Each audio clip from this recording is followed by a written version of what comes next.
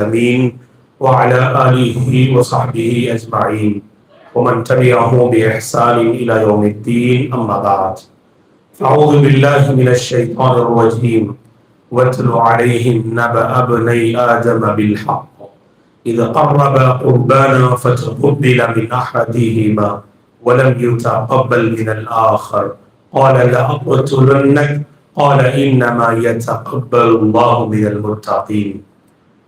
محترم حضرات، انسانی تاریخ کے سب سے پہلے انسان آدم علیہ السلام ہے۔ آدم علیہ السلام انسانی تاریخ اور کائنات کے سب سے پہلے وہ انسان جنہیں اللہ تبارک و تعالیٰ نے مٹی سے پیدا کیا۔ کہا اللہ تعالیٰ نے انی خالق بشرا من طین، بے شک میں ایک انسان کو پیدا کرنے والا ہوں اور اسے مٹی سے بنانے والا ہوں۔ اور کہا اپنے فرشتوں سے اللہ تعالیٰ نے جب میں اس انسان کو بنا دوں اور اس میں روح پھونک دوں تو تم سب کے سب اس کے لیے سجدہ کرنا۔ اور آدم علیہ السلام کو آدم اس لیے کہا جاتا ہے، آدم کے معنی عربی زبان میں گندمی رنگ کے آتے ہیں، ساولے رنگ کے آتے ہیں۔ آپ کی تخلیق چونکہ مٹی سے ہوئی، اسی کی طرف آپ کی نسبت اور آپ کو وہی نام دیا گیا، آدم ساولے رنگ والے۔ آدم علیہ السلام کی جب پیدائش ہوئی تو اس وقت آپ کی جو قد تھی، اللہ کے نبی نے فرمایا کہ طولہ 60 ذراعا، آدم علیہ السلام کی جو لمبائی تھی، آپ کی جو ہائٹ تھی، وہ 60 گز آپ کی ہائٹ تھی۔ اور اسی لیے اللہ کے نبی نے صحیح بخاری کی ایک حدیث میں آپ نے خوشخبری سنائی کہ کل قیامت کے دن سارے جنتی جب جنت میں داخل ہوں گے تو اپنے باپ آدم علیہ السلام کے چہرے اور صورت پہ ہوں گے، اور سارے جنتیوں کی جو قد ہوگی تقریباً 60 گز لمبے جنتی ہوں گے، اور سب اپنے باپ آدم علیہ السلام کی شکل و صورت پہ ہوں گے، اور اسی حالت میں پورے جنتی جنت میں داخل کیے جائیں گے۔ آدم علیہ السلام کو اللہ تبارک و تعالیٰ نے پیدا کرنے کے بعد سب سے پہلے علم سے مالا مال کیا۔ وَعَلَّمَ آدَمَ الْأَسْمَاءَ كُلَّهَا، سب سے پہلے اللہ تعالیٰ نے آدم علیہ السلام کو علم سے نوازا۔ اور جب آپ آدم علیہ السلام اور پھر آپ ہی سے حوا علیہ السلام کی تخلیق ہوئی، اور پھر ان دونوں کی حیثیت میاں بیوی، شوہر اور بیوی کی ہوئی۔ چونکہ اللہ تبارک و تعالیٰ اس زمین میں اللہ کا جو خلیفہ ہے، آدم علیہ السلام کے ذریعے سے نسل انسانی نسل کو آگے بڑھانا چاہتے تھے، تو اسی لیے اللہ تعالیٰ نے حوا علیہ السلام کو شروع میں جو بچے ہوا کرتے تھے، مفسرین نے لکھا ہے کہ جڑواں بچے، ٹوئنس بچے ہوا کرتے تھے، ایک لڑکا اور ایک لڑکی، ایک ساتھ 2 بچے حوا علیہ السلام کے پیٹ سے ہوا کرتے تھے، جن میں سے ایک لڑکا ایک اور لڑکی ہوا کرتے تھے۔ اور آدم علیہ السلام میرے اور آپ کے پوری انسانی تاریخ کے باپ ہیں۔ اسی لیے اللہ کے نبی نے کیا فرمایا، کلکم من آدم وآدم من تراب لا فضل لعربی على عجمی ولا لعجمی على عربی ولا لأحمر على اسود ولا لأسود على احمر الا بالتقوى۔ آپ نے فرمایا اے انسانوں، تم سب کے سب آدم سے ہو اور آدم مٹی سے ہے۔ کسی عربی کو عجمی پر، کسی عجمی کو عربی پر، کسی کالے کو گورے پر اور کسی گورے کو کالے پر کوئی فوقیت نہیں اور کوئی منزلت نہیں۔ اگر اللہ کے پاس حقیقی مقام و مرتبہ ہے تو آپ کے قبیلے کی بنیاد پر نہیں، آپ کے رنگ و نسل کی بنیاد پر نہیں، بلکہ آپ کے دل میں پایا جانے والا جو تقوی ہوگا اس کی بنیاد پر بندہ اللہ کے پاس مقام بنائے گا۔ یہ اللہ کے نبی نے صاف الفاظ میں فرمایا۔ تو ہم سب کے سب آدم سے ہیں اور آدم علیہ السلام مٹی سے ہیں۔ تو کہا کہ آدم علیہ السلام اور حوا علیہ السلام کو شروع میں جڑواں بچے ہوتے تھے، اور اسی لیے مشہور واقعہ ہم اور آپ جانتے ہیں جنہیں اللہ نے سورہ مائدہ میں نقل کیا ہے. آدم علیہ السلام کے دو بیٹوں کا واقعہ اللہ نے بیان کیا. کون تھے دو بیٹے؟ ایک کا نام تھا قابل اور دوسرے کا نام تھا حابل. اور جب ہم بائبل پڑھتے ہیں تو بائبل میں ان دونوں کا جو نام ہے، بڑے بیٹے قابل جن کا نام قائن ہے بائبل میں جو کہ عبرانی زبان میں، اور چھوٹے بیٹے جو حابل ہیں جن کا نام حال ہے بائبل کو جو ہم پڑھتے ہیں. اب آئیے، یہ قابل اور حابل جب دونوں کی پیدائش ہوتی ہے تو اس وقت آدم علیہ السلام کی شریعت میں یہ حکم تھا، ایک ہی پیٹ سے جب جڑواں بچے ہوتے، ایک لڑکا اور ایک لڑکی، تو یہ دونوں بھائی بہن کہلاتے.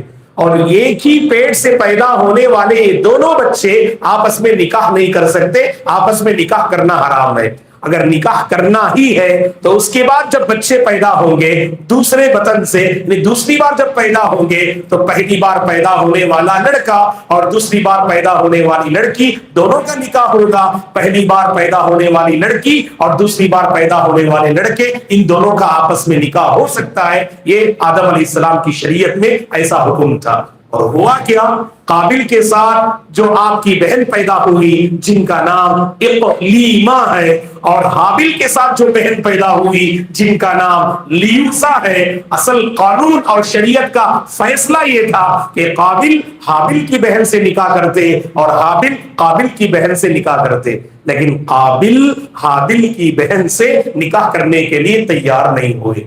ریزن کیا ہے؟ قابل کی جو بہن ہے وہ بہت خوبصورت تھی اور حابل کی جو بہن تھی وہ اس قدر خوبصورت نہ تھی. قابل کے حق میں جو آ رہی تھی وہ زیادہ خوبصورت نہ تھی اور حابل کے حق میں جو آ رہی تھی وہ بہت خوبصورت تھی. یعنی قابل کی بہن اقلیمہ بہت خوبصورت تھی. اسی لیے قابل جو ظالم، جن کے اندر اللہ کا ڈر اور خوف نہیں تھا، جو آدم علیہ السلام کے بڑے بیٹے ہیں، قابل نے حابل سے کہا کہ تم اپنی بہن سے نکاح کر لینا، میں اپنی بہن سے نکاح کر لوں گا. آدم علیہ السلام نے کہا کہ ایسا نہیں ہو سکتا، تمہیں حابل کی بہن ہی سے نکاح کرنا ہے اور حابل کو تمہاری بہن سے نکاح کرنا ہے. قابل ماننے کے لیے تیار نہیں، بلکہ آگے بڑھ کر حابل سے قابل نے کہا اگر تم نے میری بات نہ مانی میں تمہیں قتل کر دوں گا. قتل کی دھمکی قابل نے حابل کو دی. دیکھا کہ آدم علیہ السلام نے دو بچوں کے درمیان لڑائی ہو رہی ہے، اب فیصلہ تو کرنا ہے، تو لہٰذا آدم علیہ السلام نے اپنے دو بچوں کے درمیان فیصلہ کرتے ہوئے کہا کہ چلو ایسا کرتے ہیں، قابل تم اپنی جو ہے قربانی اور نذرانہ پیش کرو، حابل تم اپنی قربانی اور نذرانہ پیش کرو، جس کی قربانی قبول ہوگی اس کی بات مانی جائے گی. تو اللہ تعالیٰ نے پورا واقعہ سورہ مائدہ میں بیان کیا ہے. دونوں نے سبحان اللہ جب قربانی پیش کی. کیا قربانی پیش کی؟ قابل اور حابل. قابل کے پاس کھیتی تھی، قابل نے کھیتی کی تھوڑی پیداوار انہوں نے لا کر زمین پہ رکھ دیا درمیان میں، اور حابل کے پاس جانور تھے تو حابل نے ایک مینڈھا ایک بکری کو لا کے رکھ دیا. اب کیسے معلوم ہوگا کہ کس کی قربانی اور کس کا نذرانہ قبول ہے اور کس کا نذرانہ قبول نہیں؟ تو وہاں پر یہ حکم دیا گیا کہ آسمان سے آگ آئے گی اور جس کی قربانی کو آگ کھا جائے تو گویا کہ اس کی قربانی قبول ہوگی. تو دونوں نے اپنا نذرانہ پیش کر دیا اور انتظار کر رہے دیکھیں گے کس کی قربانی قبول ہوتی ہے. ظاہر بات ہے حابل کے دل میں اللہ کا ڈر تھا اور قابل کے دل میں اللہ کا ڈر نہیں تھا. تو آسمان سے آگ آتی ہے، حابل کی قربانی کو کھا جاتی ہے اور قابل کی قربانی یوں ہی باقی رہ جاتی ہے. اللہ نے اس کا ریزن بیان کیا، انما یتقبل اللہ من المتقین. اللہ ہر کسی کا عمل قبول نہیں کرتے، اس کا عمل قبول کرتے ہیں جس کے دل میں اللہ کا ڈر ہے. صرف اس متقی کا عمل اللہ کے پاس جو ہے قابل قبول ہے. جو فاجر و گنہگار ہیں ان کا عمل اللہ کے پاس قبول نہیں ہوتا ہے. تو قابل گنہگار اور حابل متقی. جیسے ہی دیکھا قابل نے، رب کی طرف سے بھی گویا کہ یہی اشارہ ہے کہ حابل کی قربانی قابل قبول اور ان کی قربانی ناقابل قبول. فوری طور پر اس نے دھمکی دی کہ میں قتل کر کے رہوں گا. اس وقت حابل بہت معصوم تھے، متقی تھے. انہوں نے کہا، اللہ نے قرآن میں حابل کی بات کو نقل کیا، لئن بسطت الی یدک لتقتلنی ما انا بباسط یدی الیک لاقتلک انی اخاف اللہ رب العالمین. حابل نے اپنے بڑے بھائی قابل سے کہا، اگر تم اپنے ہاتھ کو لے کر آگے بڑھو مجھے قتل کرنے کے لیے، یاد رکھنا میں تم پر کوئی زیادتی نہیں کروں گا، کیونکہ میرے دل میں اللہ کا ڈر ہے اور یہ ڈر مجھے روک رہا ہے میں تم پر کوئی زیادتی کر بیٹھوں یا تمہیں میں قتل کر دوں. آگے بڑھ کر قابل نے حابل کو قتل کر دیا. قابل نے حابل کو قتل کر دیا. اب قتل کرنے کے بعد سمجھ میں نہیں آ رہا تھا کہ کیا کریں جسم کے ساتھ. گویا کہ انسانی تاریخ کا پہلا قتل ہے، انسانی تاریخ کی پہلی جان گویا کہ زمین سے قبض ہوئی ہے، جو حابل کی جو ہے جان تھی. اب سمجھ میں نہیں آ رہا تھا کہ کیا کریں. اللہ نے آگے کہا فبعث اللہ غرابا یبحث فی الارض، اللہ تعالیٰ نے کوے کو بھیجا تاکہ قابل کو سکھانے کے لیے کہ کیسے دفن کرنا چاہیے. تو کہا کہ قابل نے دیکھا ایک کوے کو کہ وہ کوا سبحان اللہ زمین کو کھود رہا ہے. اس سے اس نے سمجھ لیا کہ میں بھی اپنے بھائی کو زمین میں کھود کر اس کے اندر اسے میں دفن کر سکتا ہوں. یہاں پر مفسرین نے بہت بہترین بات کہی ہے کہ اصل دفن کرنا یہ نیچر ہے، یہ فطرت ہے، یہ قدرت ہے، اور انسانی تاریخ کی ابتدا بتاتی ہے کہ لاش کو جسم کو جلانا نہیں چاہیے. جسم کو جلانے سے سب سے پہلے کپڑے چلتے ہیں، انسان بے پردہ بھی ہوتا ہے، اور جسم کو جلانے سے جو فضائی آلودگی ہے، جو آلودگی متاثر ہوتی ہے، اور بہت سارے جراثیم بھی لاش کو جلانے سے پھیلتے ہیں اور اس سے بہت ساری بیماریاں بھی پھیلتی ہیں. اسی لیے نیچر، قدرت اور فطرت یہ ہے کہ انسان کو زمین میں دفن کیا جائے، نہ کہ اس کو جلایا جائے. دوستو یہ واقعہ پیش آیا، اس واقعے کو ہمارے نبی نے بھی ذکر کیا، اور ذکر کر کے جانتے ہیں کیا کہا؟ اللہ اکبر. لا تقتل نفس ظلما الا كان على ابن آدم الاول كفل من دمها لانه اول من سن القتل. صحیح بخاری کی حدیث ہے. اللہ کے نبی نے فرمایا یہ میرے اور آپ کے لیے پیغام ہے. رہتی دنیا تک اس پوری انسانی ہسٹری میں جتنے لوگ ناحق قتل کیے جائیں گے، قاتل کو تو اس کا گناہ ملے گا ہی، قاتل کے ساتھ ساتھ قابل کو بھی اس کا گناہ برابر اس کے کھاتے میں لکھا جائے گا. اللہ المستعان. قیامت تک جتنے قتل کے واقعات رونما ہوں گے، قاتل اور ظالم کے کھاتے میں گناہ تو لکھا جائے گا، اور ساتھ ساتھ جو آدم کے پہلے بیٹے ہیں قابل، ان کے حق میں بھی، ان کے کھاتے میں، ان کے نام اعمال میں ہر قاتل کا گناہ لکھا جائے گا. اللہ کے نبی نے اس کا ریزن بیان کیا صلی اللہ علیہ وسلم نے، لِأَنَّهُ أَوَّلُ مَنْ سَنَّ الْقَتْلَ، کیونکہ حقیقت میں غلطی کی، گناہ کی، قتل کی شروعات قابل نے کی تھی، اور اس کے نقش قدم پہ چلنے والے قیامت تک کے سارے قاتلین ہیں.